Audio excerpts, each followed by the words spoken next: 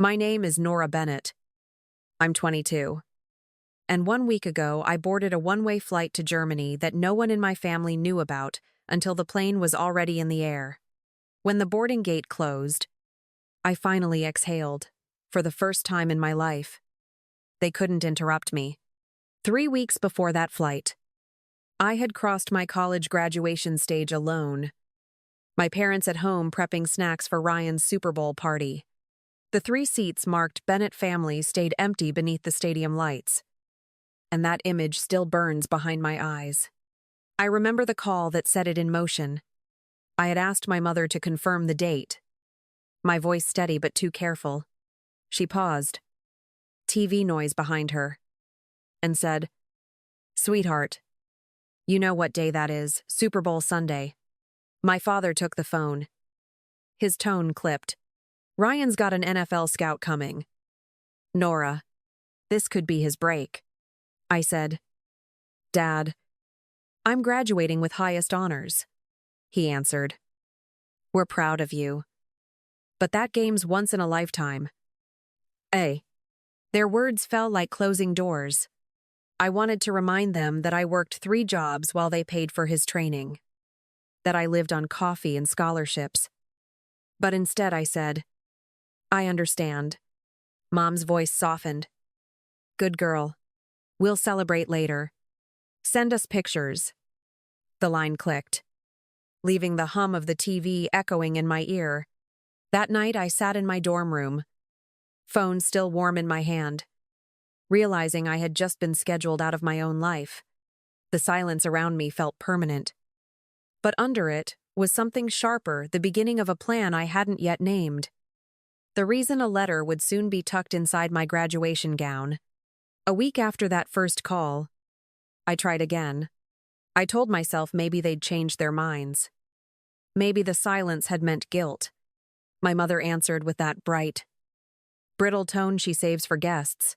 When I reminded her about the ceremony, she said, "Honey, graduations happen every year. The Super Bowl only comes once." I tried to explain the ceremony was 2 hours. 40 minutes from home. That they could be back before halftime. My father cut in. His voice steady but final. "Nora, Ryan's got people flying in. This is his career. You understand, don't you?" I said yes. Because no had never worked in our house. When the line went dead, I called someone who always picked up. Grandma June answered on the first ring. Her voice warm as ever. "I heard about your parents," she said, before I could even speak.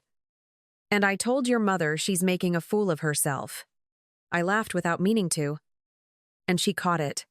"Don't you start doubting yourself now," she warned. "You've carried yourself through this long. You can make it to that stage." I told her I didn't want to walk alone. She said, "You won't. I'll be there. Even if I have to crawl." I reminded her her knees weren't good. But she only huffed. "They still work well enough for pride." Kanatu. After we hung up, I sat on my bed, staring at the cheap clock over my desk. Hearing the second hand click against the quiet. There was nothing left to say to my parents. No argument that hadn't already been swallowed by Ryan's next practice. But in that silence, something in me cracked. Not loudly. Not like glass, just the clean. Final sound of something giving way. Graduation morning came cold and colorless. I left my dorm before sunrise. The gown folded in my lap. The cap balanced beside me. The driver asked if my family was meeting me there. And I said, "They're taking a different route." The campus looked almost unrecognizable under banners and balloons. The kind of celebration that makes noise feel like proof of love. When I reached my section, I saw the sign taped to the seats in front, "Bennett family." Rows 80. 4 seats waited under the winter light. Untouched. Except for one. A faded purple scarf lay across the last chair. The one Grandma June promised would hold her place. I sat among thousands of students whose names would be shouted, whose faces would be photographed, whose families were already waving from the stands. My phone buzzed against my gown, and when I looked down, I saw Grandma's text. Traffic stopped. Accident on the highway. I'm so sorry. My darling. I'll get there if it kills me. I typed back. Please don't. I love you. But it didn't send before the ushers signaled us forward. I slid the phone away, telling myself the silence would hurt less if I didn't look again. When the music started, I followed the line down the aisle. 3,000 black robes swaying in rhythm. From the stage, the crowd looked endless. A blur of color and motion. Parents on their feet. Flags waving. Names echoing through the speakers. A girl next to me whispered, "Where's your family sitting? I'll wave for you." I pointed toward the empty row. Pretending to smile, she said, "That's sweet of them to save seats." And I nodded. The lie small enough to survive. My name was called, the microphone catching my breath. I looked up just once and said to no one, "We don't need permission to shine." The applause rose like a storm. And for the briefest moment, I let myself believe it belonged to me. By the time the ceremony ended, the sun had already started to fall behind the bleachers. I walked through the crowd until the noise thinned into the parking lot, the gown still heavy across my shoulders. When I finally reached the rideshare pickup zone, the driver rolled down her window and smiled. "Big day." "Huh? Good news?" I nodded, clutching the envelope hidden inside my pocket, and said, "Better than I imagined." She chuckled. "Well, you look like someone who just made it." And I only answered, "Maybe I did." Argen. The car moved through downtown traffic, neon signs flickering across the glass as I tore the seal with my thumb. Inside was the letterhead I'd seen once before in Dr. Cole's office. The blue crest printed above the words Fulbright Program. My eyes ran over the sentences twice before I dared to breathe. "Dear Miss Bennett," it began.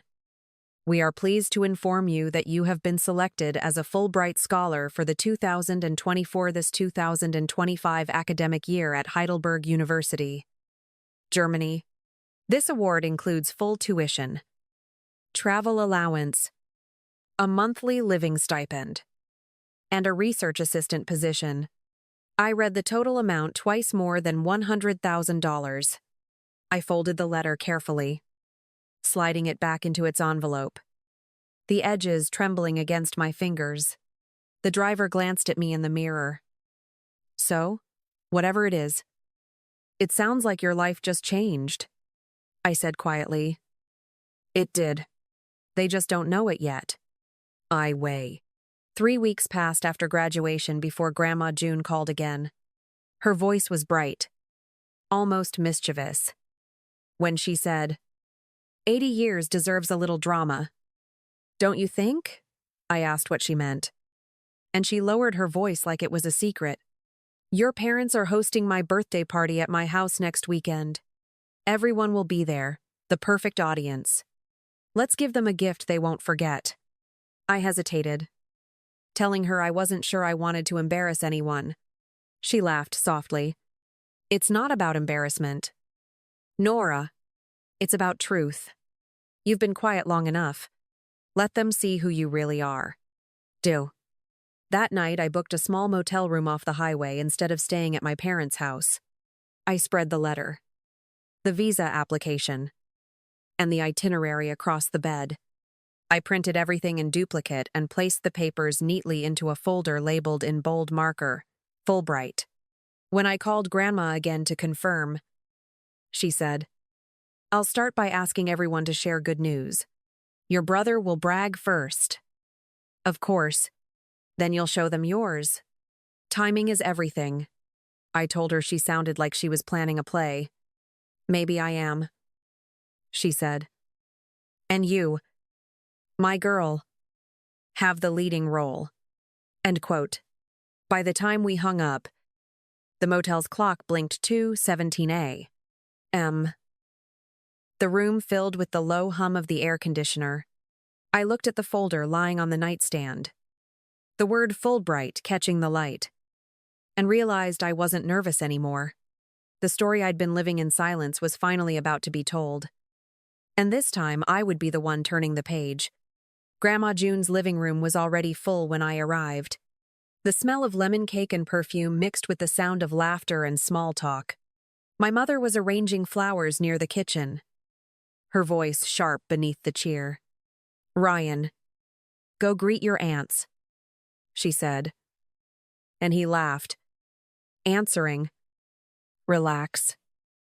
Mom, they're here for Grandma, not me." My father clapped his shoulder. "Still. Den about. Tell them about your last tryout." I stepped through the doorway quietly, and Grandma caught my eye from across the room, giving a small nod that meant, "It's time." And our way. After the candles were blown out and everyone finished singing, Grandma lifted her glass. "Before we cut the cake," she said, "I'd like to hear some good news from my family. 80 years gives a woman the right to brag." Laughter rippled around the room. Ryan stood immediately, grinning. "I'll go first. My coach says my chances for a training camp slot are looking real good. Could be signed by fall." Applause followed. "Loud and proud," my father added. "He's got the discipline for it." "That's my boy." My mother turned to the crowd. "We've been waiting for this moment since he was little." Grandma smiled politely. "That's wonderful. Ryan, who's next?" Before anyone could answer, my mother spoke up again. "Nora just graduated. Didn't you? Sweetheart?" She's figuring out her next step. Her tone was smooth, dismissive. A pat on the head disguised as kindness. Grandma's eyes narrowed slightly. "Let her speak for herself." "Ellen." The room quieted. I felt every gaze shift toward me, waiting for something small enough not to disrupt the mood. I reached into my purse and said, "Actually, I do have news." I unfolded the letter slowly, letting the embossed seal catch the light. 3 weeks ago, on graduation day, I received this.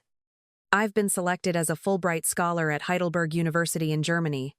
Full funding for 2 years of research. For a moment, the air seemed to stop moving. Then Aunt Lydia whispered, "Wait, Fulbright, that's the international program. Right? The one that's impossible to get?" Someone else murmured. "It says only 800 worldwide." My father blinked like he hadn't heard correctly. "You got that? When?" I looked directly at him. "The day you were grilling burgers for Ryan's Super Bowl party." "It's not retail tick." The murmur spread. A quiet wave of disbelief. My mother's hands froze on the tablecloth. "We didn't know," she said, voice trembling.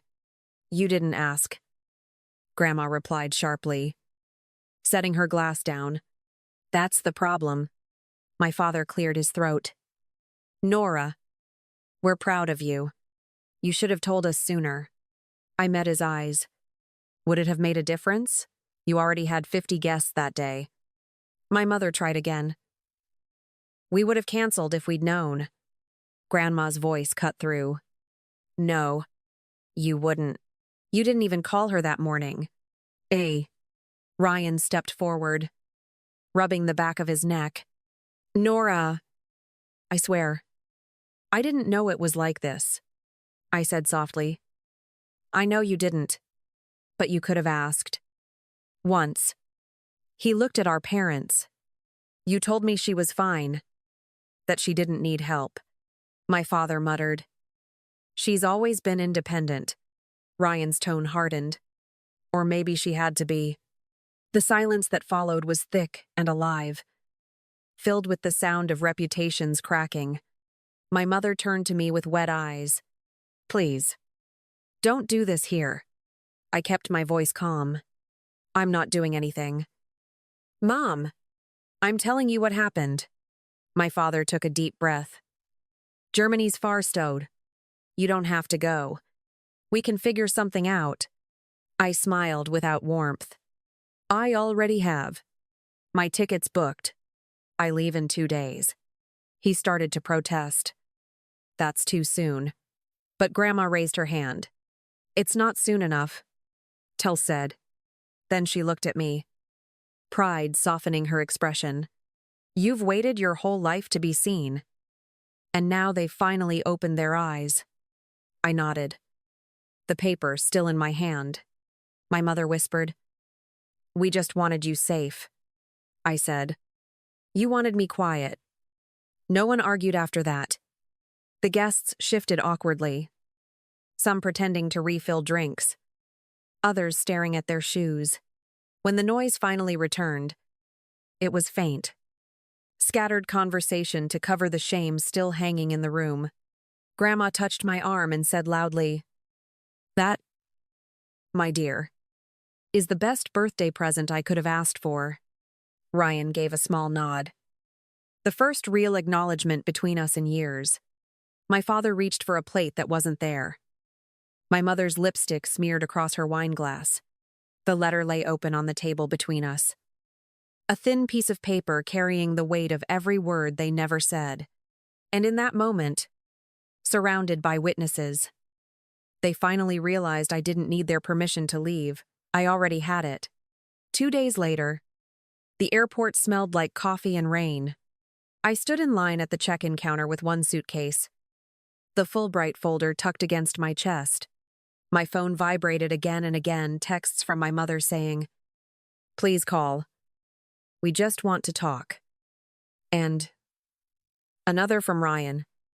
You'll make us proud. To Sass.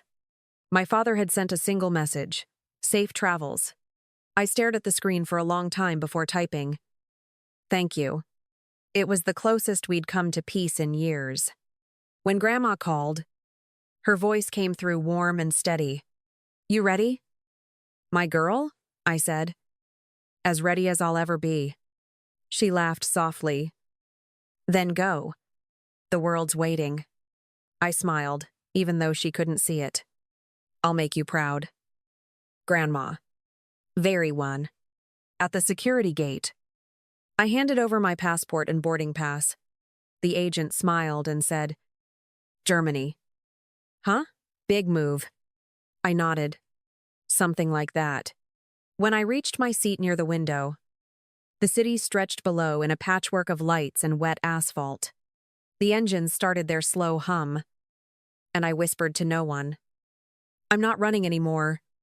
The plane began to rise, and the clouds swallowed everything familiar. As the seatbelt light blinked off, I took out my phone one last time and opened an unread email from Dr. Cole. It said simply, I always knew you'd change the world. Nora. I read it twice before the Wi-Fi disconnected. The words glowing in the dark like a quiet promise. 6 months later, the air in Berlin carried a chill that never quite left the skin. I had just finished presenting my first research paper, the applause still echoing faintly in my ears. When I opened my laptop that night, there was a video call request from home. My mother's face appeared first. Softer than I remembered. Your father and I started therapy, she said, glancing off screen before meeting my eyes again. We're learning how to listen instead of defend. It's slow, but we're trying. I nodded, unsure how to fit forgiveness into a sentence. That's good, I said quietly. I'm glad you're trying. Ryan's voice came from somewhere behind her. Hey. Genius, he said, smiling. They framed your Fulbright letter in the living room. Dad finally figured out how to pronounce Heidelberg. My father leaned into the frame. Awkward but sincere. We're proud of you. Nora, you were right, we should have been there. I looked at them through the screen. The same walls. The same faces. But something in their eyes had changed. I know, I said, and I'm okay now. My mother's voice trembled. When you come home, we'll do it right.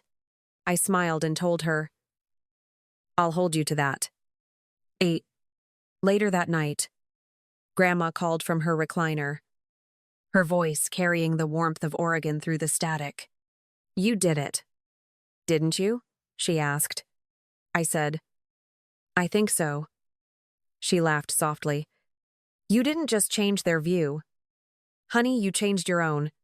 I watched the city lights shimmer against the window and whispered, Yeah, I finally did.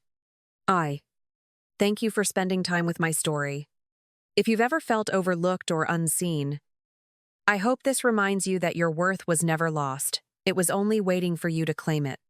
Tell me where you're watching from and leave a heart in the comments so I know you're here too.